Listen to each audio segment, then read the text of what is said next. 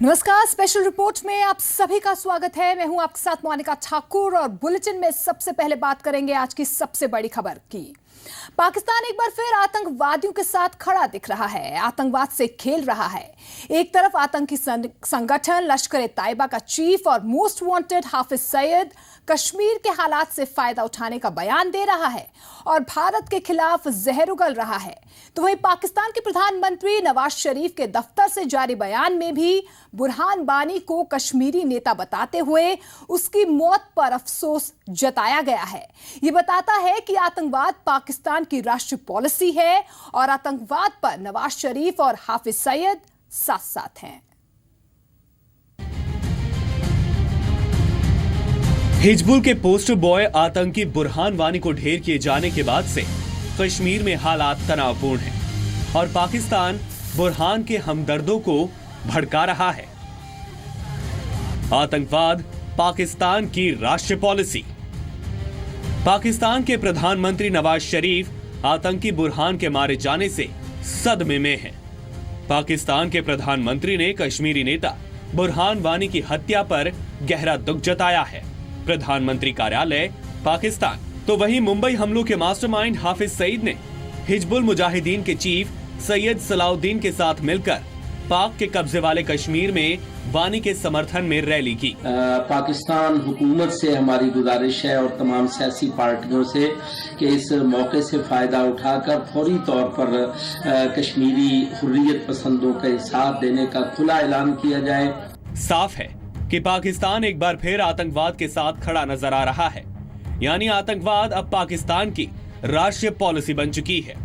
आतंकवाद पाकिस्तान की राष्ट्रीय पॉलिसी। आतंकवाद पर नवाज हाफिज साथ साथ। तो सवाल यह है कि क्या कश्मीर का ये तनाव और वहां की हिंसा पाकिस्तान के इशारे पर हो रही है? वैसे पाकिस्तान का ये रवैया नया नहीं है, तभी तो पाकिस्तान के प्रधानमंत्री नवाज शरीफ और भारत का मोस्ट वांटेड आतंकी हाफिज सईद साथ साथ खड़े दिख रहे हैं। नवाज वही बात कर रहे हैं जो आतंकी हाफिज सईद लगातार करता रहा है। तो सवाल ये है कि क्या नवाज शरीफ सिर्फ हाफिज की बात ही सुनते हैं? आतंकवाद पाकिस्तान की राष्ट्रीय पॉलिसी। नवाज शरीफ सिर्फ हाफिज सईद की सुनते हैं। आतंकवाद पर पाकिस्तान की नेशनल पॉलिसी और कश्मीर मामले पर उसकी दखल अंदाजी भारत को पसंद नहीं आ रही। आतंकवाद पाकिस्तान की राष्ट्रीय पॉलिसी। भारत ने दखल अंदाजी पर पाक से जताया एतराज। तभी तो इस्लामाबाद में इंडियन हाई कमिश्नर को तलब किए जाने और पाकिस्तानी पीएम के बयान पर भारत कड़ा एतराज जता चुका है। इन बयानों से ये स्पष्ट है कि पाकिस्तान निरंतर आतंकवाद के साथ है और उसे अपनी राष्ट्र के नीति के रूप में इस्तेमाल करता है। हमारी पाकिस्तान को सलाह है कि वो अपने पड़ोसियों के आंतरिक मामलों में हस्तक्षेप न करे। पाकिस्तान को पड़ोसियों के अंदरूनी मामलों में दखल नहीं देना चाहिए। जम्मू कश्मीर के हालात पर पाकिस्तान का बयान बताता है कि पाकिस्तान का आतंकवाद के साथ जुड़ाव है और वो स्टेट पॉलिसी के तौर पर उसका इस्तेमाल करता है। पाकिस्तान अपने घर में आतंक से जूझ रहा है, लेकिन उसे चिंता भारत की सता रही है। हालांकि भारत ने भी साफ मैसेज दे दिया है कि कश्मीर में उसकी कोई चाल कामयाब नहीं होने दी जाएगी। पीएम मोदी ने भी केन्या दौरे पर अपने एक भाषण के दौरान पाकिस्तान पर निशाना साधते हुए कहा कि आतंकवादियों की मदद करने वाले और उनका राजनीतिक इस्तेमाल करने वालों से दुनिया को सावधान होने की जरूरत है।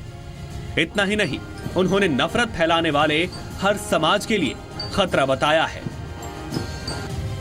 Terrorism is an evil that knows no boundary, had no religion, no race, and no values. Indeed, we live in a world where pressures of hate and violence are threatening the fabric of our society. Kashmir को लेकर पाकिस्तान की मंशा जग जाहिर है और अब तो भारत का मोस्ट वांटेड आतंकी हाफिज सईद भी पाकिस्तान की सरकार को सलाह दे रहा है कि उसे कश्मीर के हालात का फायदा उठाना चाहिए। लेकिन बड़ा सवाल यह है कि आतंकवाद को लेकर ढिंढोरा पीटने वाला पाकिस्तान खुलेआम घूम रहे हाफिज सईद पर कार्रवाई क्यों नहीं करता? आतंकवाद को लेकर ये उसकी राष्ट्रीय पॉलिसी नहीं तो क्या है? ब्यूरो रिपोर्ट, जी मीडिया। और अब बात करेंगे कैसे ऐप की जिससे जीवन दान मिल सकता है। रक्तदान जीवन दान है। हमारे द्वारा किया गया रक्तदान कई जिंदगियों को बचाता है और अब शायद ब्लड डोनर तक पहुंचने में ज्यादा वक्त नहीं लगेगा और समय रहते किसी जरूरतमंद की जिंदगी को बचाया जा सकेगा। बस इसके लिए सिर्फ एक क्लिक की जरूरत है। ये खास रिपोर्ट देखिए। चंडीगढ़ के कुछ युवाओं ने एम ब्लड नाम की एक एंड्रॉयड मोबाइल ऐप तैयार की है जिसकी मदद से किसी भी जरूरतमंद को वक्त रहते खून दिया जा सकता है।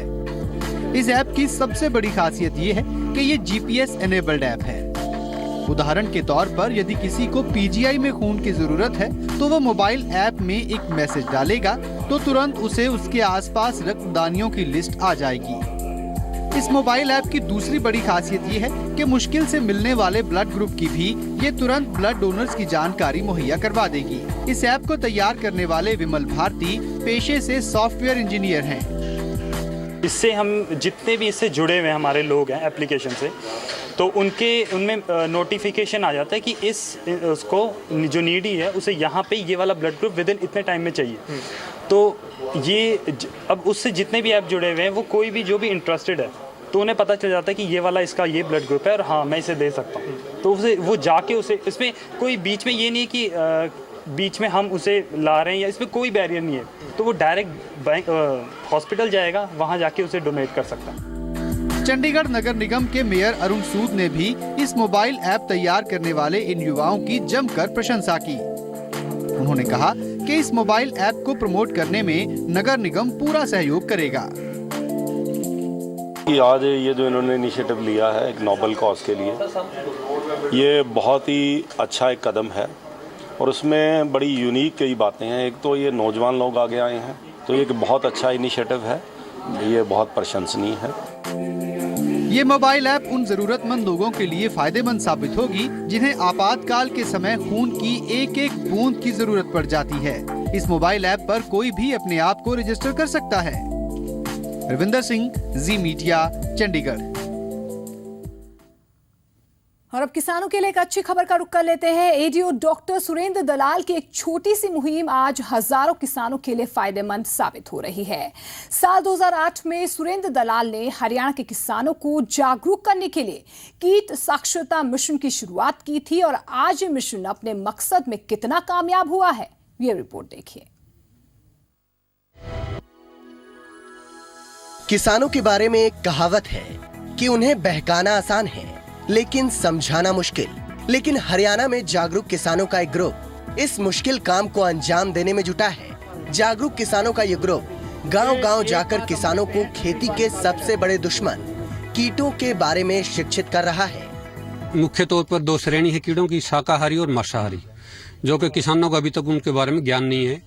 और इस तरह से हम मौके पर ला करके किसान को ये दिखाते हैं कि ये जो कीट है ये शाकाहारी है, ये कीट मांसाहारी है। शाकाहारी कीट फसलों को खा के गुजारा करते हैं, फसलों में नुकसान करते हैं, और मांसाहारी कीट फसलों को कोई नुकसान नहीं करते, लेकिन जो कीड़े हैं शाकाहारी उनको खा करके गुजारा करते हैं। ये महिलाएं बिना कीटनाशक के और कम से कम कृत्रिम खाद इस्तेमाल करके खेती करती हैं अपनी जमीन पे, और इन्होंने ये साबित कर दिया है कि बढ़िया खेती करने के लिए हमें कीटनाशक चाहिए ही नहीं है।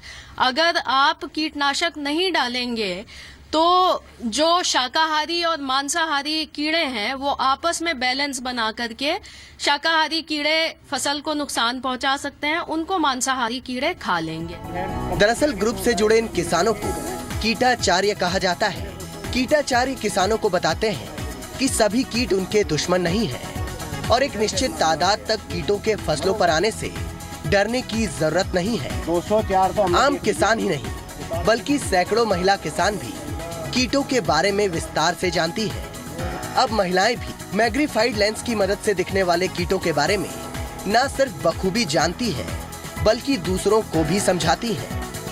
ये मांसाहारी है शाकाहारी उनकी पहचान करके हमने सारा खा छोड़ रखा जहर का, सारी जितनी लग गई है मेरा गलियां 3 गांव की महिला हम काम कर रहे हैं इसमें। जब से हमने जहर छोड़ा है तो पर एकड़ हमारा 4 से 5 हजार रुपए का तो ये खर्चा कम हो गया। दूसरा हमारा पर्यावरण शुद्ध हो गया। महिलाएं ही नहीं बल्कि वेल क्वालिफाइड नौजवान और यहाँ तक कि सॉफ्टवेयर इंजीनियर्स तक इस मुहिम से जुड़े हैं और इसी तरीके से खेती कर रहे हैं।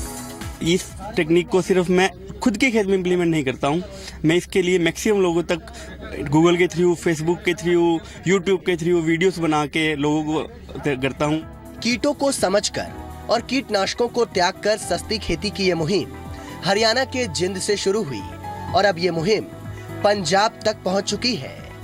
आपको बता दें कि कीट साक्षरता मुहिम की शुरुआत साल 2008 में जिंद में तैनात उस वक्त के एडीओ डॉक्टर सुरेंद्र दलाल ने की थी, लेकिन साल 2013 में डॉक्टर सुरेंद्र दलाल का देहांत हो गया और अब उनकी मुहिम को उनके सिखाए हुए किसान आगे बढ़ा रहे हैं। सबसे अच्छी बात यह है कि कीट ज्ञान क्रांति की ये लौ आज उसी तेजी से फैल रही है।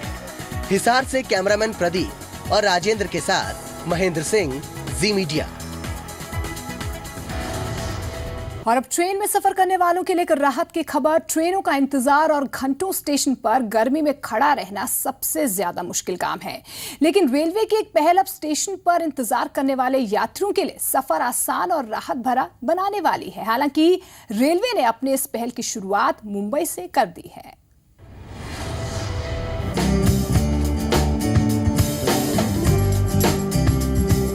अब गर्मी में होगा ठंडक का एहसास।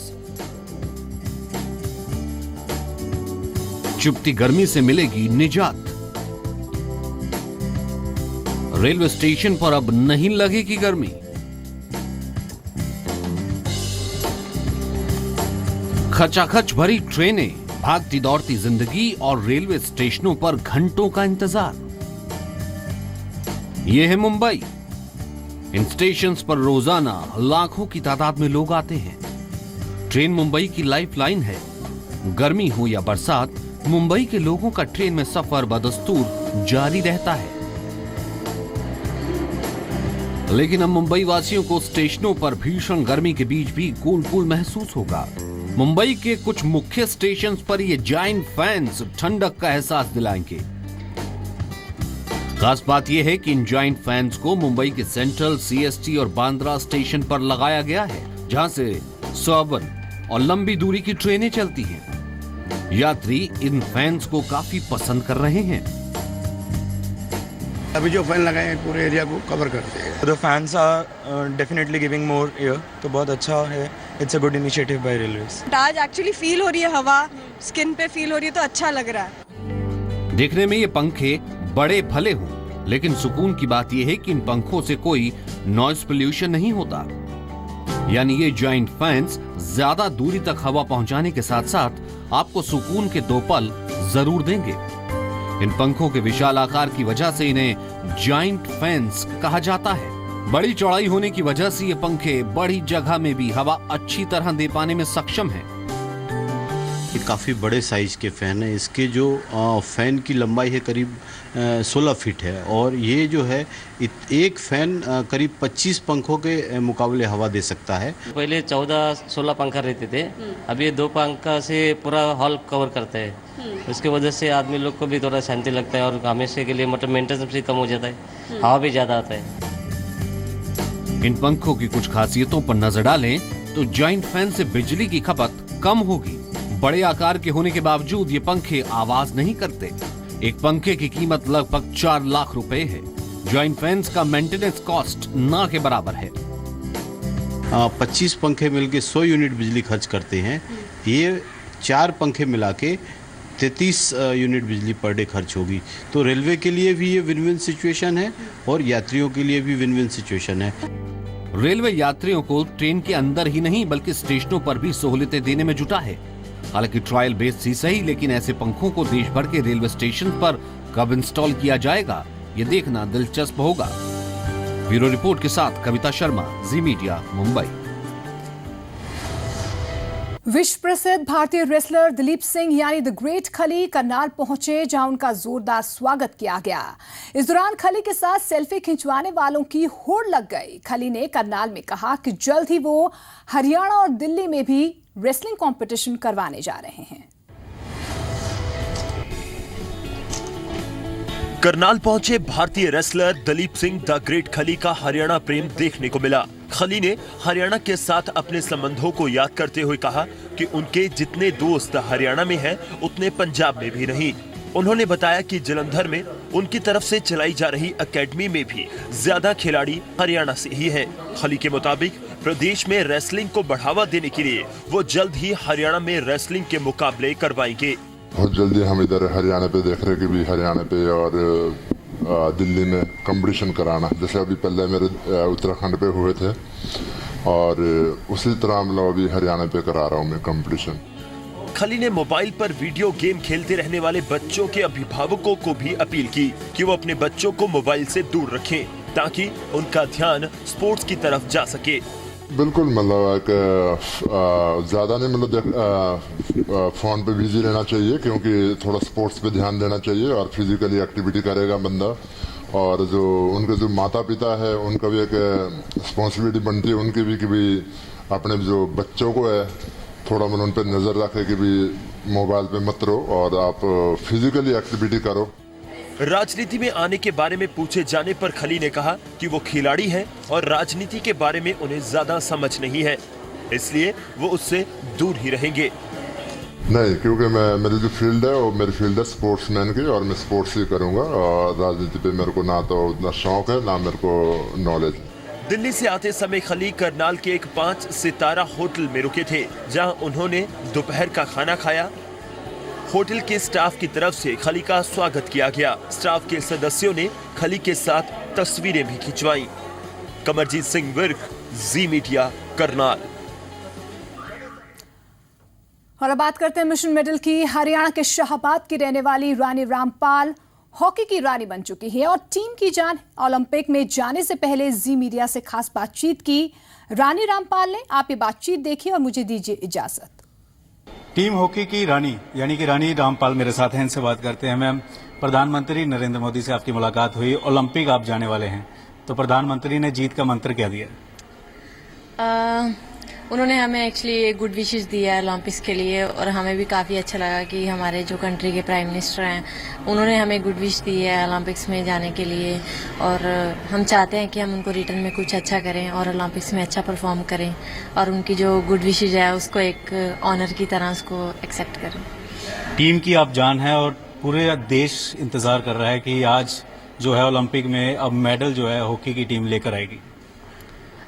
देखो, हम लोग चाहते हैं कि हम लोग ओलंपिक्स में जाके रश ना करें, वहाँ पे जाके हम लोग मैच बाय मैच जाना चाहते हैं कि हम लोग चाहते हैं कि हम लोग हर मैच में अच्छा परफॉर्म करें और मैच को जीतें और हम लोग चाहते हैं कि हम जितना मैक्सिमम हो सकता है उतना अच्छा फिनिश करें वहाँ पे जाके, क्योंकि क्वालिफाई करने के लिए हमने बहुत ज़्यादा हार्डवर्क किया है, तो अभी हम उससे ज़्यादा हार्डवर्क कर रहे हैं कि हम लोग ओलंपिक्स में अच्छा परफॉर्म कर पाएँ। रानी, आपके लिए ओलंपिक क्या मायने रखता है?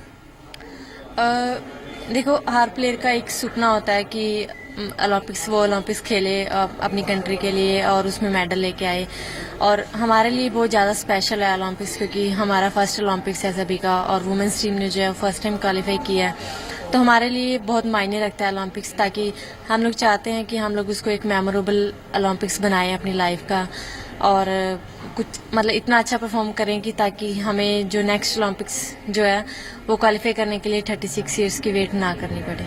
ओलंपिक में हॉकी ने क्वालिफाई किया है, मेडल पूरा देश जो है वो चाहता है कि मेडल आए, प्रेशर है, खुशी है या किस तरह से आप देखते हैं? नहीं, ऐसा नहीं हो सकता कि हम लोग मुंह से बोलें कि हमें गोल्ड लेके आना और गोल्ड आ जाएगा, मतलब इतना इजी नहीं है, क्योंकि एक ओलंपिक्स इतना बड़ा इवेंट है, हर टीम वहाँ पे मतलब अच्छा परफॉर्म करना चाहती है और मतलब जैसे हम लोग वर्ल्ड में नंबर 13 हैं और जितनी बाकी टीम्स हैं वो सारी हमारे से वर्ल्ड रैंकिंग में से ऊपर हैं। टैलेंट बहुत ज़्यादा इंडिया में, नो डाउट, सच में कि, लेकिन उस टैलेंट को निखारने के लिए कोई चाहिए। मतलब best of luck for Olympic. तो रानी रामपाल ने जी मीडिया से खास बातचीत की और कहा कि किस तरह से उनकी तैयारियां हैं और अभी सुधार की बहुत ज़्यादा ज़रूरत है हॉकी में। पंकज कपाही, जी मीडिया, दिल्ली।